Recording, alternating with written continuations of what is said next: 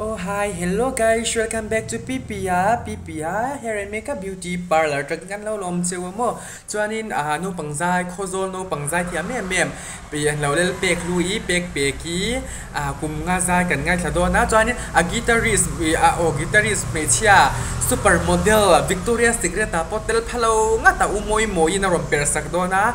Ani hi voidam khozola po model lau in cher tu ma masih atling lo tar thina ka lo mem ta ni chu mo alom puina thling turin du sak na kan la ne tu na kan lo ngai thang